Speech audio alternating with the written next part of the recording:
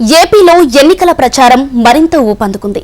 ఇప్పటికే సీఎం జగన్, చంద్రబాబు, పవన్ కళ్యాణ్ ప్రచార బరిలోకి దూకగా తాజాగా కాంగ్రెస్ అధ్యక్షురాలు షర్మిల కూడా క్యాంపెయిన్ స్టార్ట్ చేశారు.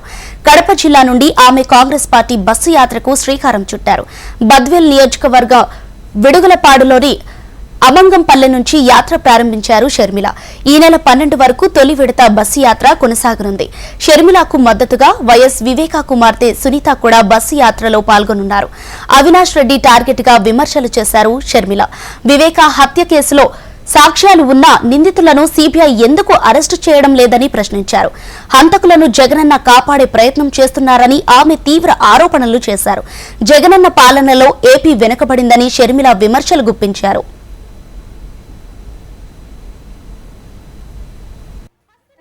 వివేకానంద రెడ్డి గారు ఈ ప్రజలకు, కడప జిల్లా ప్రజలకు గాని రాష్ట్రానికి కానీ చేసిన సేవలు చెప్పాలంటే ఎన్నెన్నో ఉన్నాయి. అలాంటి నాయకుడు వివేకానంద రెడ్డిని 5 సంవత్సరాల క్రితం గొడ్డలితో ఘోరాతి ఘోరంగా నరికి చంపారు. ఎవరు అంటే ఈ రోజు సిబిఐ చెప్తున్న మాట, సాక్ష్యాలు చూపిస్తున్న వ్యక్తి అవినాష్ రెడ్డి, భాస్కర్ రెడ్డి, అవినాష్ రెడ్డి.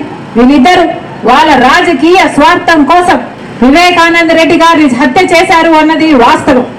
ఈ రోజు వరకు కూడా సాక్ష్యాలన్నీ చెప్తున్నా కూడా ఆయనకు శిక్ష పడడం లేదు. అంటే ఎందుకు పడడం లేదు? ఎందుకంటే జగన్మోహన్ రెడ్డి గారు అడ్డం నిలబడ్డారు కాబట్టి.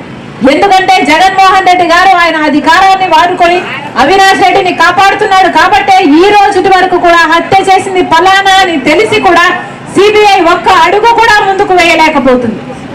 అధికారాన్ని ఇచ్చింది ఎందుకు? జగనన్నకు ప్రత్యేక హోదా తీసుకొస్తాడు అని. అధికారం ఇచ్చింది ఎందుకు? జగనన్న మంచి మంచి ప్రాజెక్టులన్నీ ఉన్నాయి, నీటి ప్రాజెక్టులన్నీ, జలయజ్ఞాన్ని పూర్తి చేస్తాడు అని. నేను కూడా ఇక్కడ పుట్టిన బిడ్డను, కడప బిడ్డను, రాజశేఖర రెడ్డి బిడ్డను. మీరు ఆశీర్వదించండి, మీ బిడ్డనవుతా, మీకు బలమవుతా. ఎలాగైతే రాజశేఖర రెడ్డి గారు, వివేకానంద రెడ్డి గారు మీకు సేవ చేశారు, అందుబాటులో ఉన్నారు. రాజశేఖర రెడ్డి బిడ్డగా చెప్తున్నా, మీరు గెలిపించండి, మీకు అందుబాటులో ఉంటా, మిమ్మల్ని నా భుజాన మోస్తా, మీకు అండగా నిలబడతా.